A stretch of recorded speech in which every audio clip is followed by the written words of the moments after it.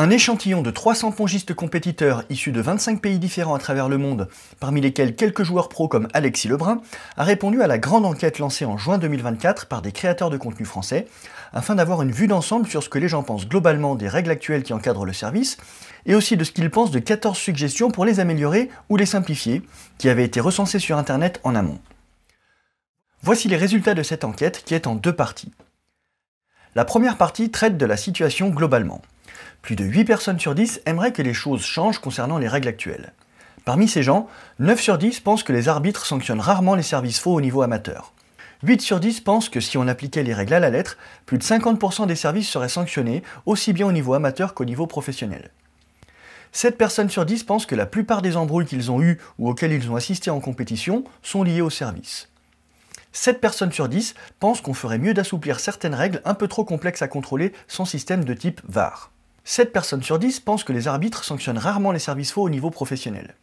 Et parmi les quelques personnes qui pensent qu'il n'y a pas de problème avec les règles actuelles et qu'il n'est pas nécessaire de les faire évoluer, une majorité considère que les arbitres sanctionnent les services faux quasiment systématiquement au niveau professionnel. 6 sur 10 pensent que les arbitres sanctionnent rarement les services faux au niveau amateur. 3 sur 10 pensent que d'un arbitre à l'autre, l'interprétation des règles est la même dans au moins 95% des cas, donc une majorité de ces personnes considèrent que l'interprétation des règles est hétérogène, et moins de 3 personnes sur 10 pensent que ce n'est pas grave si les arbitres ne sanctionnent pas tous les services faux afin de ne pas perturber le jeu. La deuxième partie de l'enquête portait sur 14 suggestions pour améliorer les règles actuelles ou les simplifier, qui avaient été recensées en amont sur Internet. Important à noter ici, ces suggestions ne sont pas forcément celles des créateurs de l'enquête. 6 de ces 14 suggestions n'ont pas convaincu la majorité des répondants. Ce qui est marrant, c'est qu'une de ces 6 suggestions, qui est émise par la Fédération japonaise de tennis de table et qui préconise que la hauteur du lancer soit revue à au moins au-dessus de la tête du serveur, est la seule suggestion officielle à ce jour. Elle est sur le bureau des membres de la commission sportive de l'ITTF et plus de 7 répondants sur 10 l'ont rejetée. Ils ont aussi majoritairement rejeté la proposition d'abandon de la règle du let, la proposition d'abandon de la règle relative au bras enlevé et à la visibilité de la balle, la proposition d'interdire le service pioche, celle qui suggérait que la balle soit obligatoirement jouée entre le corps du serveur et la table, en d'autres termes, l'abandon du traditionnel service lancé, et celle qui suggérait le recours à une balle bicolore pour que les joueurs et le public puissent lire plus facilement les effets. 2 de ces 14 suggestions ont reçu des avis partagés.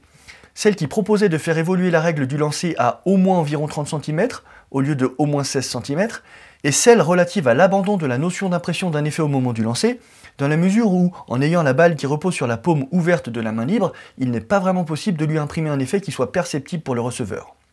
En revanche, 6 de ces 14 suggestions ont reçu un accueil positif par une large majorité de répondants. 9 personnes sur 10 seraient favorables à l'introduction d'un système de type VAR au niveau professionnel. 60% de ces gens précisent qu'ils préféreraient un usage limité, que ce soit par les arbitres en cas de doute, ou par les joueurs à raison d'un challenge par set par exemple. 9 répondants sur 10 seraient favorables à un niveau d'exigence accru vis-à-vis des arbitres concernant l'application des règles du service, avec la mise en place de grilles d'évaluation de performance plus détaillées sur ce point, et en parallèle, une revalorisation significative de leur indemnité. 8 répondants sur 10 seraient favorables à la clarification de la règle qui concerne la verticalité du lancer, en remplaçant proche de la verticale par avec un angle maximum de 30 degrés si un système de type VAR venait à être introduit au niveau professionnel.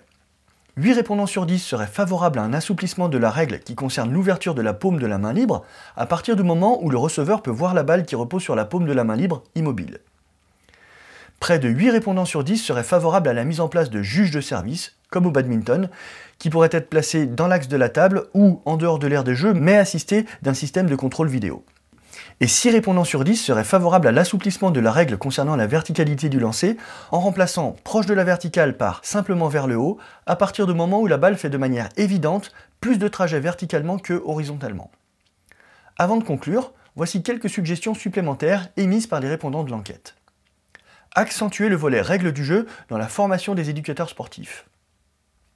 Former à l'arbitrage tous les jeunes compétiteurs dans les clubs dès les premières années de ping. Autoriser le fait que la balle passe derrière la tête ou le bras si au final le contact balle-raquette est bien visible par l'adversaire. Renforcer la règle de la visibilité pour qu'elle soit plus facile à vérifier.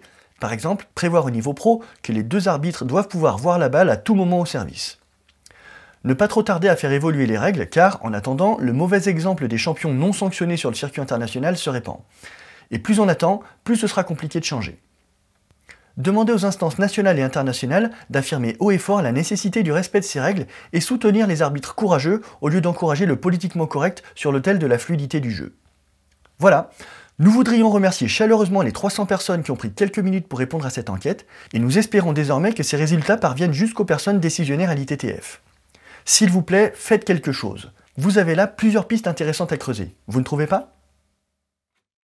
A sample of 300 table tennis competitors from 25 different countries around the world, among which a few professional players such as Alexis Lebrun, has responded to the survey launched in June 2024 by French content creators in order to have an overview of what people think about the current service rules overall, and what they also think about 14 suggestions to make things better or more simple, that had been previously collected on the internet. Here are the results of this survey, which was divided in two parts. The first part dealt with the global situation. More than 8 out of 10 people would like things to change regarding the current service rules.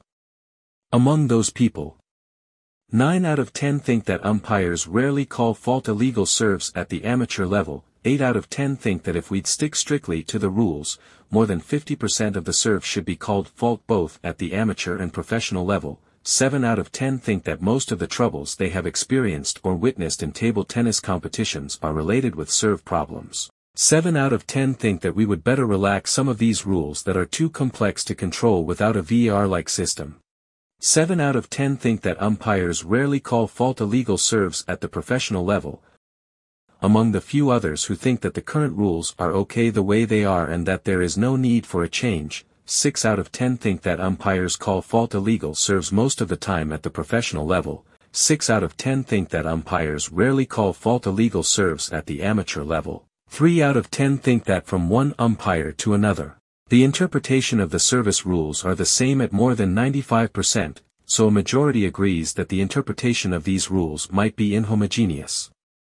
Less than 3 out of 10 think that it's okay if the umpires do not call fault every illegal serve, in order not to disrupt the game.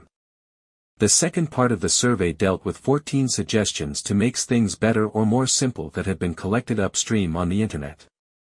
Important clarification to be noted here, these suggestions were not made by the creators of the survey. 6 of these 14 suggestions did not convince the majority of the respondents. Fun fact, one of these 6 suggestions, which is from the Japanese Federation, that suggests the toss height should be set to above the server's head height, is the only official suggestion known to date. It is currently on the desk of the ITTF Sport Commission members, and more than 7 respondents out of 10 has rejected it. They also massively rejected the abandonment of the let rule, the abandonment of the arm removal and ball visibility rules, the ban of the hook serve, the requirement that would state that the ball must be hit between the server's body and the table, in other words the ban of the traditional pendulum serve, and the use of a two-color ball so that the players and the audience could read more easily the spin. 2 of these 14 suggestions have received mixed reactions: the change in the toss height rule set at least around 30 centimeters, instead of at least 16 centimeters, and the abandonment of the toss spin impartation rule, assuming that as long as the toss movement starts with the ball resting freely on the palm of the free hand, one cannot really impart a noticeable spin to the ball when tossing it up. Now, 6 of the 14 suggestions have been well received by the majority of the respondents. 9 out of 10 people would be in favor of the introduction of a VAR-like system at professional level. 60% of these people would favor a limited use, whether by the umpires, only in case of doubt, or by the players with only one challenge per game, for example. 9 respondents out of 10 would be in favor of a higher level of requirements for umpires regarding the serve, combined with a more detailed evaluation grid of their performance, and in parallel they would be in favor of a significant revaluation of their compensation. 8 respondents out of 10 would be in favor of a clarification of the toss verticality rule by replacing near vertically upwards by with a maximum angle of 30 degrees if a VAR-like system comes to be introduced at the professional level. 8 respondents out of 10 would be in favor of the relaxing of the palm aperture rule, on the condition that the receiver can see the ball resting freely on the palm of the free stationary hand.